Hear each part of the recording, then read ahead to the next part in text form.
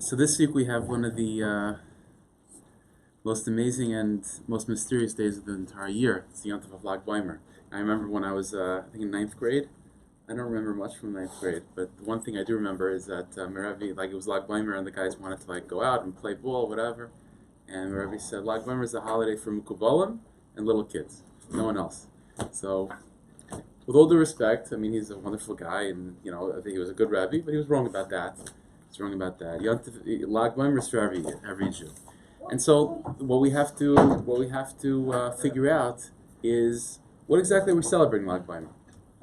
It's interesting. There are two personalities that Lag Baimer sort of revolve around. The more famous one, the more obvious one, is Rosh Bar Yochai. Right? It was his yard site, and therefore, in a certain sense, Lag Baimer is a celebration of not just that individual person, Rosh Bar Yochai, it's a celebration of the type of Torah and the section of Torah that he embodied, that he stood for, that he taught, which is Kabbalah. But there's another personality, there's another person that's in the mix of Lag Baimer, and that's Rabbi Akiva. Right? We know that, for example, the first 32 days, many people have a custom of Avelis during the first half of Sfira, right? Because that's when the 24,000 students of Rabbi Akiva all died. I think Gemara talks about why and so on. And Lag Baimer is when they finished dying. And Rabbi Akiva got up and started teaching Torah again and taught 5 students, one of them being Rosh Bar Yochai. And so, what I want to talk about for the next few minutes is sort of that side of Lag Baimer, the Rabbi Akiva side. Rosh Bar Yochai side, there's other opportunities to talk about that, but the Rabbi Akiva side. What exactly is it about Rabbi Akiva that we're celebrating Lag Baimer in particular? We sing songs about Rabbi Akiva. What is that? Rabbi Akiva was a very big person, and there was a lot of sides to him. What aspect of Rabbi Akiva's life and perspective are we celebrating Lag Baimer? That's question number one. All right, so in our parsha, at the end of the parsha, we have a very, it's somewhat of a tragic story. It's a story of the Makal. The Makal was a Jew. The pasuk says that the following thing: "V'yetzei ben ish Yisraelis v'hu ben ish Mitzri." You had a Jew whose mother was Jewish, so he was Jewish, but his father was a non-Jew. His father was Egyptian. So the pasuk says that this person, the Yetzei, he left his house, seemingly. A fight ensued, some sort of argument between this Jew, again, whose father was not Jewish, but whose mother was, and with other people around, some sort of fight. And this person, in the fight, in the argument, this person, again, whose father wasn't Jewish, curses God's name. And so that's a shocking thing.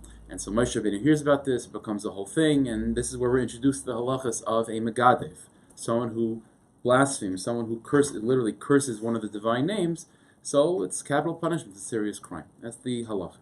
So the Torah doesn't tell us exactly what was the background, what was the conflict about, what motivated this whole thing.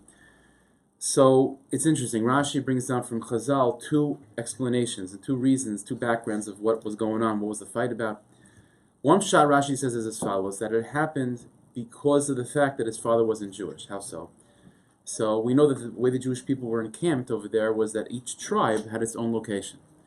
So this person, his mother was Jewish, his mother was from the tribe of Dan. So he wants to go move in to the Dan neighborhood. And so people then say, what are you doing here? So he says, I'm from Shevet Dan, my mother's from Shevet Dan. The problem is that they say, yeah, but when Moshe Rabbeinu described us the rules, he said, Lebeis Avoisam, that it's based on the father what Shevet you are, and your father's not Jewish. So this guy says, well, but I identify as a Shevet Dan guy. So, okay, so they go to Moshe Rabbeinu. Moshe Rabbeinu goes through the case, and Moshe Rabbeinu passes and says, I'm sorry, the Rebbeinu Shalom, in terms of having a right to live in the particular that neighborhood, we'll find you somewhere to live, but if you're claiming authority to live in that place, it has to do with the father. This person is so offended by that, he goes out and he curses God's name. That's one explanation. Rashi gives a different interpretation, a different background of the story. And Rashi says another reason why he cursed is because of what was mentioned right before the story in Chumash. What's right before this? Right before this is a mitzvah called Lechem Apanim. Lechem Apanim is that if you have the Mishkan or the Beis HaMikdash, you have a table, the Shulchan. And the Shulchan, the Torah tells us, that's right before the story, is that Hashem says that you should arrange 12 loaves of bread. And the loaves of bread should be arranged on the Shulchan on Shabbos. And then the next Shabbos, it'll be given out to the Kahanim to eat, and that's sort of a carbon, some sort of, avodah, some sort of mitzvah in the Beis HaMikdash. You serve Hashem by having these showbreads, these lechem apanim on the shulchan, and you give it out to the kahanim the following week. So this person hears about this parsha, and the words of Rashi are that the person said the following thing. He said, "Derech hamelech lechel pascham b'chol yom, Hashem epatzinenes." What's more respectful for the king, to eat fresh bread baked daily, or to have a week-old loaf of bread? It's obviously to have fresh bread baked daily. And yet, for the King of all kings, we're arranging bread and let it sit on the table for over a week. So the whole thing's a joke. This is a big joke, and he curses God's name. Okay. The question that we have to figure out is, first of all, what do those two stories have to do with each other?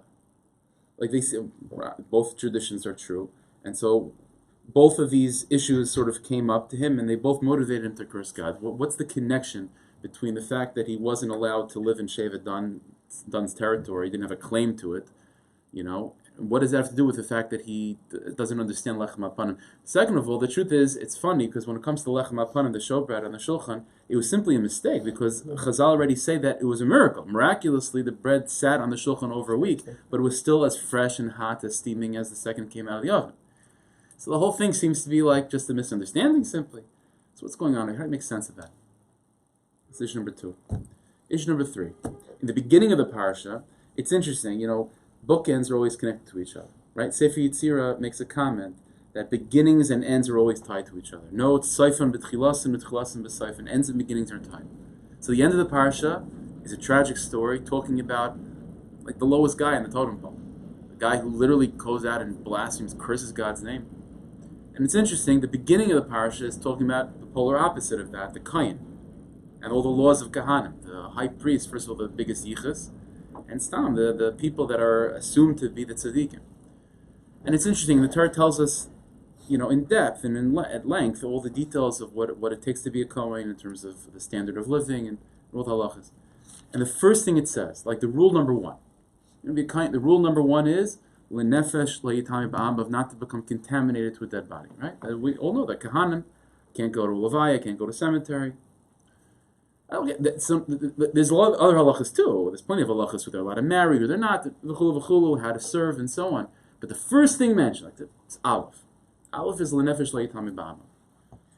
So there's a klal from the Baal Shem Tov. The Baal Shem Tov said that although there are some people that are Kahanim, Leviim, and Yisraelim, but every year there's a side of every year that's a Kayin. And the Kahanim are not just a family of people. A Kayin, metaphorically speaking, means a tzaddik. It means someone who's attached to God. And Baal Shem Tov said, therefore, if a Jew wants to become a Kayin and connect himself to that level of Adis Hashem, l'nefesh le'yitami ba'am, don't become contaminated to a dead body. Does that mean you're not going to go levias? What does that mean? So it's like this. It's interesting. When it comes to Yiddishkeit, one can make the following observation, and you would be correct, probably. I mean, you would definitely have proofs to this idea, which is that we're a religion which is very much focused on the past, very focused on the past. Right? Every time you're learning anything, it's about what people once upon a time said. Right? That's what it is, right? Every time you open a Gemara, you're reading about what Talmid Chacham used to say. Everyone knows from the time that they're a little kid, one of the first rules you're taught, you read the Sataris, right? That it used to be much better. That's when you go into yeshiva, that's the first thing they tell you, it used to be better. We're very much focused on the past. And the truth is, there's a lot to be proud of in the past. We come from a very, very chashuv place. Let me tell you something, this is an interesting line, this is a subtle point. Rav Kook wrote in one of his svarim, he said that if a person's Yiddishkeit is completely fixated on the past, that's a Yiddishkeit which will eventually become, that will be a person who will become a coward. It will become a Yiddishkeit that's cowardice. That's what he said, which is an interesting point. In other words, Rav Kook is making the observation that if you're confronted with a situation in life that needs, it needs energy to handle and to accomplish and to, then you have to be full of strength and courage. You have to be courageous. You have to be hopeful. You have to be hopeful. Everyone knows, the Baal Tanya writes this, everyone knows this even in sports, right? If you have a team going into a competition, right, or an individual person in a competition, and they have a lot of doubts in their own mind whether they can handle this, then guess what? Most likely they're not going to handle it, right? It sounds crazy, But if you have, like in sports, if you have, like, the 1 seed against the 7 seed, right? If you ask the players on the 7 seed, like, do you think that you have a shot? If they're really a good team and they're good ball players, they'll say, of course, not do we have a shot. We're going to win. Every analyst is saying it's ridiculous. They're going to get swept. And maybe they will get swept. But if you ask the players, they'll say, no, for sure we're going to win. Right? Every game we have a shot. You never know. You never know, right? They'll always point to some Cinderella story in 1974 that the A seed made it all the way, whatever, stuff like that. Right?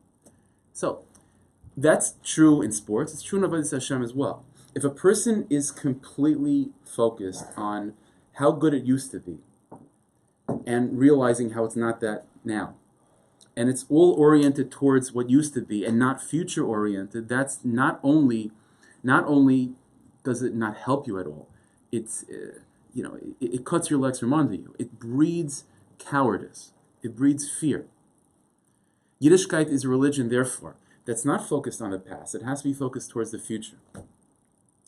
Now, there's a Medrash Tanchum, which says the following thing. It's a shocking statement initially, but if you think about it, the Medrash says a person should never be upset about a sin that they once committed. Says the Medrash, you should be concerned that because of that mistake, maybe it'll lead you to make that mistake again. Says the Medrash, conversely, the same thing. A person should never just be happy and proud of something good that they've done. You should be excited about the fact that you did something good, in the fact that it might lead you, and it should lead you to do that same good deed again. Future. How much of the past should a person think about? This is a question, by the way, even in like Freudian psychology and stuff like that. Like back in the day, I'm not a big expert with this stuff, but from what I've read and what I've seen is that, Freud, that whole, like in the beginning, the early days of psychology, the Mahalach, generally the approach was like lay down on the couch and just like unpackage everything. You know what I mean? Like get down, unearth every demon, is that appropriate? The idea in Yiddishkeit is to try to focus on the past to the extent that it helps your future. And the rest, weiter. The rest is finished. I'll give an example. In before Pesach, we have a mitzvah of bedikas chametz, so searching for chametz, right? Search and destroy every crack, every crevice. We know Chazal already tell us that looking for chametz is a metaphor also for looking for your own issues and investigating your past, And so the Gemara, it's an interesting halacha. The halacha is, let's say you have a crack in the wall, right? And it's possible there's chametz there, because let's say it's within a height that kids or whatever person could have put chametz there, and it's a very deep crack. So how much do you have? Do you have to start like breaking down the wall to get to the very end of it? Like, what do you have to do? So halacha is interesting. The halacha is that what you have to do is as follows: Ad malkim sheyod magas. You reach in and search as far as your arm's length. The rest, forget about it. Mevatel bli, you just do bittul. You say kol chamira and finish. Says Rav Tzaddik, an unbelievable thing. Says Rav Tzaddik, what does that mean in terms of looking for the Eitzah Hara, looking for problems? So he says the Eitzah is even tshuva. The objective of tshuva, for example, of saying you're sorry and ashamnu, confessing your sins, all that stuff. The point of it is what is to repair the past to allow you to go forward. And so says the Gemara, if you have this like really deep crack and there's a lot of stuff in there, so what do? Ad malkim sheyod magas. You are involved in the past as much as it's necessary for your hands to do work going further. More than that, it's not your business. More than that's not your business. If a person wants to be a kohen, the number one rule to be a kohen, to be a tzaddik, is what? L'nefesh lo yitam v'amav. Don't become contaminated to a dead body. What is a dead body? A dead body is all past, no future. It's all past, no future. If you want to be a kohen, that means that you have to be oriented towards the future. Does that mean not to think about the past and not to care about the past? Of course not. But it means to look at the past and to think about the past for the purposes of it orienting you properly towards the future. That's the point. That's the point of the past. Because the past is gone. It doesn't matter anymore. The question is, what are you going to do now? Let's go to the other bookend of the parasha. The story of the Megadef, right? The Makalo, the one that cursed God's name. So we mentioned there were two reasons why he cursed, right? What was issue number one? The first story, because he wanted to set up his camp in Dun neighborhood and he wasn't able to. What was his issue over there? His issue was he was too fixated on where he comes from, where he thought he came from, and it turns out he didn't come from there. If a person is oriented towards the future, then it's okay, fine. So I thought I was from Sheva Dan. Turns out I'm not.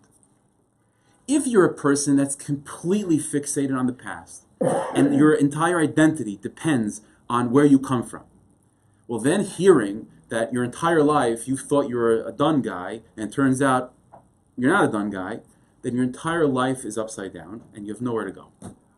And then that frustration, that fear, turns into anger, and you're Megadif. The other thing also, and therefore, and because of that, so the Megadif therefore also looks at the showbread, right? And what does he see in the showbread?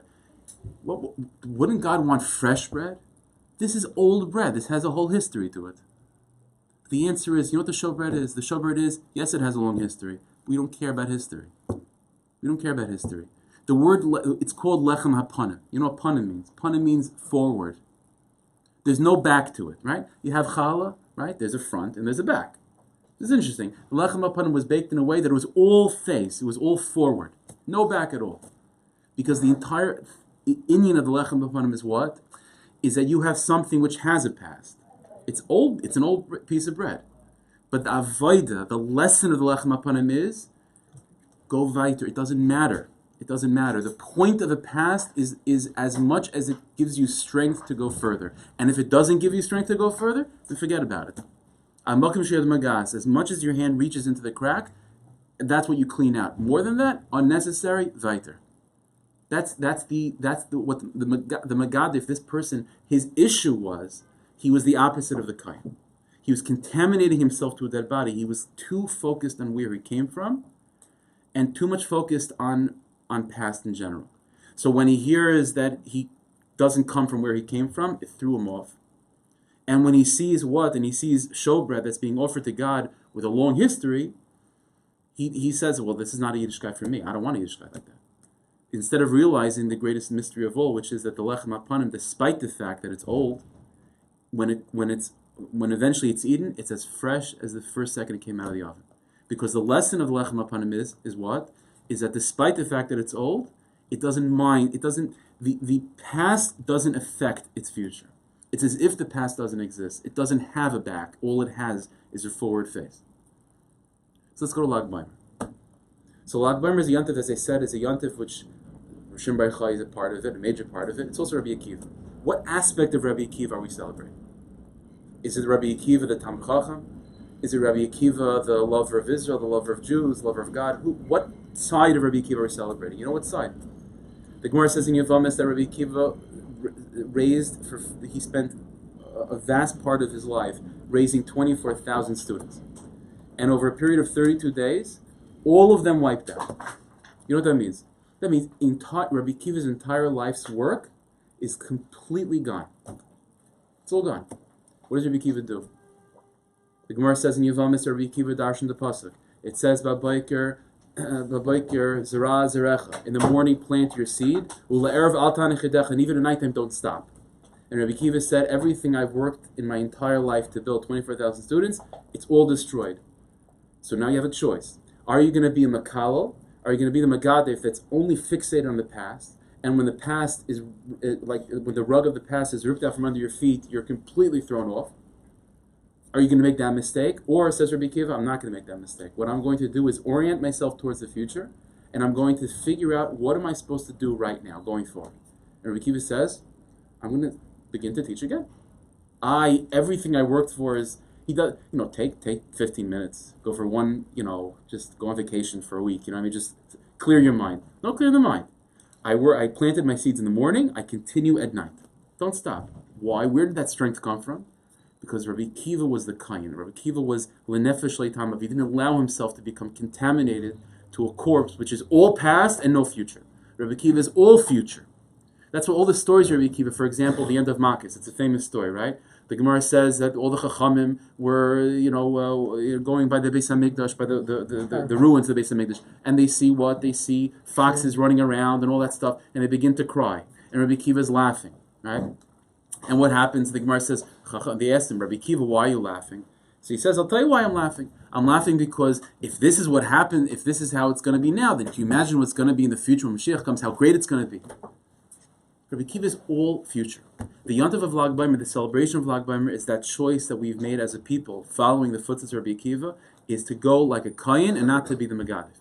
Is to be oriented towards the future and not the past. And to think about the past and to focus on the past and to learn from the past to the extent it's necessary to correct your future. And if it's more than that, then you forget about it, you go weiter. Ad Mokim She'ad Magas, and the rest, Mavata Believer. The Rosh Hashanah, we should all be Zaycha to have that chizik, to connect the Lag Baimer in the right way, to be full of the light of Rashbi, the light of Rabbi Akiva, and to go weiter, and to be Makal Pnei Yussie Zakutinsky, V'Yeskel Tzedek, may I have